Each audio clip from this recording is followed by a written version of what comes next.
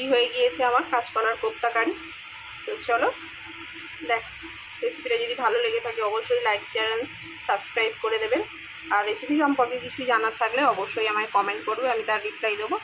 তো চলো আজকের মতো টাটা, দেখা হবে অন্য কোনো দিন অন্য কোনো রেসিপির সঙ্গে।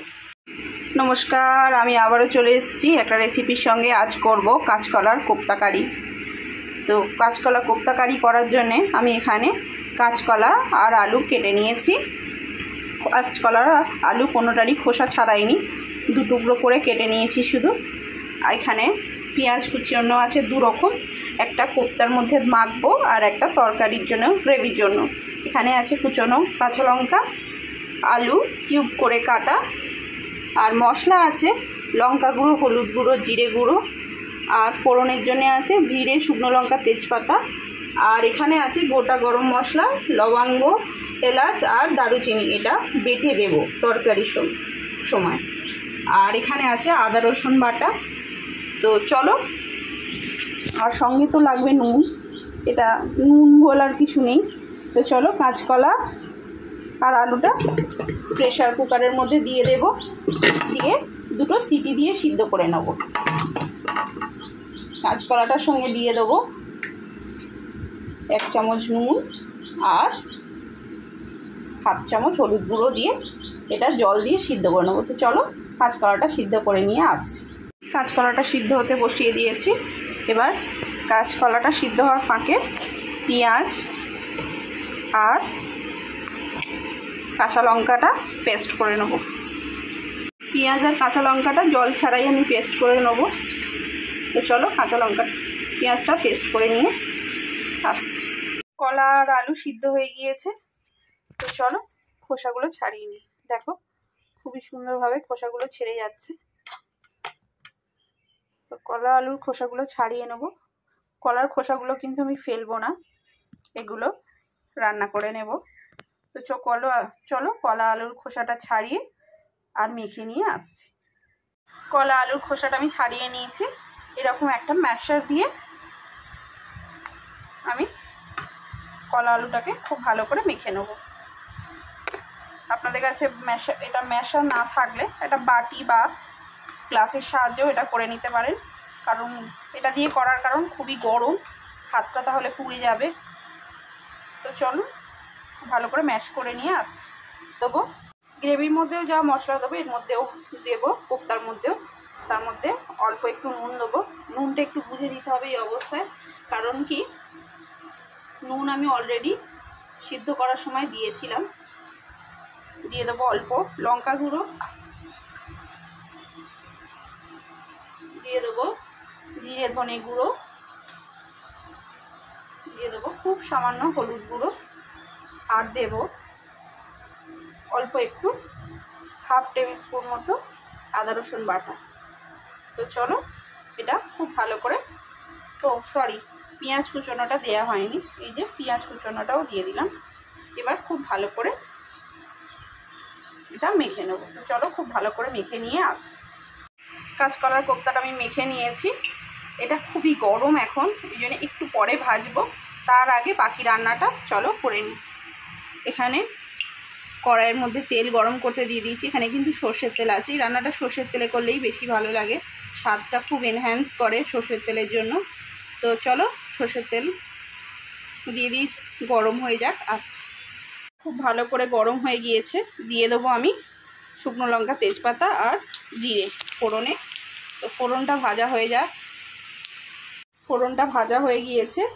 এবার দিয়ে দেবো আমি আলুগুলো দিয়ে দিয়েছি। এবার দিয়ে দেবো স্বাদ মতো নুন।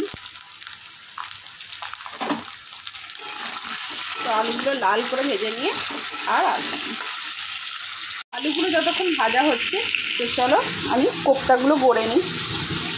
ঠান্ডা হয়ে গিয়েছে। যে যেরকম পারবে শেপ দেবে, কোপ্তার গোলও দিতে পারো। আমি একটু চ্যাপটা করতে ভালোবাসি, কারণ এতে আমার মনে হয় ভাজাটা খুব ভালো হয়। তো এইভাবে কোপ্তাগুলো আমি গড়ে নেবো। তো চলো সব কোপ্তা গড়ে নিয়ে আসি। আলুটা দেখতেই পাচ্ছ লাল করে ভেজে নিয়েছি। এবার একে একে মশলাগুলো দিয়ে দেবো আদা রসুন বাটা,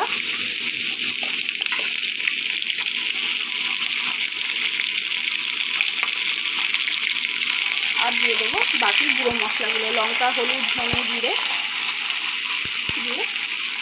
দিয়ে দেবো বেটে রাখা পেঁয়াজ আর কাঁচা লঙ্কা।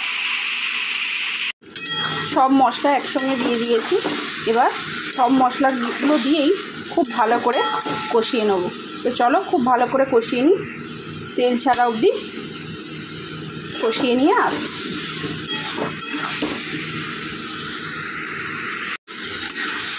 মশলা খুব ভালো করে কষিয়ে নিয়েছি, তেলও ছেড়ে গিয়েছে। এবার পরিমাপ মতো জল দিয়ে দেব।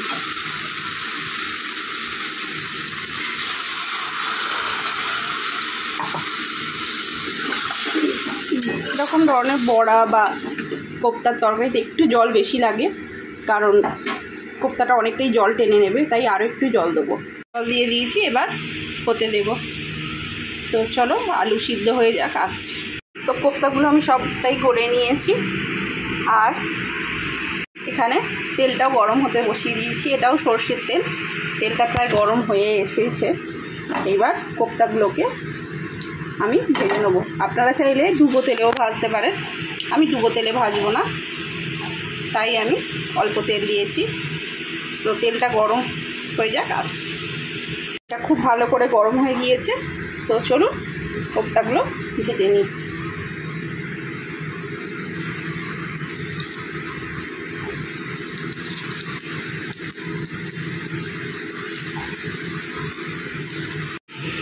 তো কোপ্তাগুলো আমি প্রথমে 1 মিনিট গ্যাস আস্তে দিয়ে ভেজে নেব, তারপরে গ্যাসটা জোরে করে ভাজবো। তো চলো 1 মিনিট পরে আসছি। তো 1 পিঠ ভাজা হয়ে গিয়েছে, এই পিঠটা উল্টে দেব। তো 2 পিঠই খুব ভালো করে ভাজা হয়ে গিয়েছে। এবার কোপ্তাগুলোকে তুলে নেবো। তো চলুন তুলে নিয়ে আসছি। তো কোপ্তাগুলো ভাজা হতে হতে এখানে আমি গরম মশলাটা শিলনোড়ায় বেটে নেবো। এখানে আছে লবঙ্গ, দারুচিনি আর এলাচ। তো চলো এটা বেটে নিয়ে আসছি। তো গরম মশলাটা বাটা হয়ে গিয়েছে, এবার একটা সাইডে রেখে দেবো এটা, কারণ তরকারিটা একেবারে হয়ে গেলে তারপরে দেব। তো এখানে সব কোপ্তাগুলো আমার ভাজা রেডি। এবার চলুন দেখা যাক তরকারিটা কত দূর।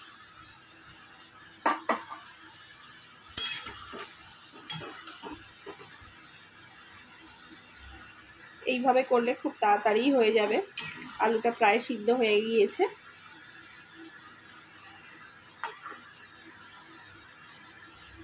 আলু তো সিদ্ধ হয়ে গিয়েছে। এবার আর 1 মিনিট পর দিয়ে দেব কোপ্তাগুলো। চলো এবার কোপ্তাগুলো একে একে ছেড়ে দিই।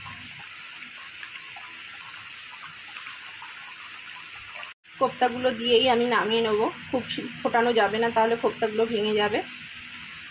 তো চলো এবার ঘি দিয়ে দেবো, ঘিটা দিয়ে দেবো।